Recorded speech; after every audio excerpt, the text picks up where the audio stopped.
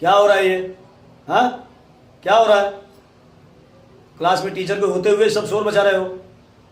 Keep quiet. चलो बैठ जाओ सब।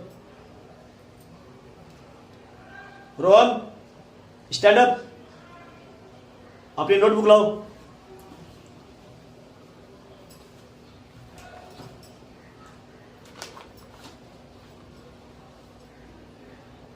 क्या ये? हाँ, क्या है? आज भी तुम्हारा होमवर्क कंप्लीट नहीं हुआ है। कल भी तुमने अपना होमवर्क कंप्लीट नहीं किया था। क्या ये? रोजाना तुम्हारा होमवर्क कंप्लीट नहीं हो रहा। क्लास में जब मैं एक्सप्लेन कर रहा होता हूं तुम्हारा ध्यान कहाँ होता है?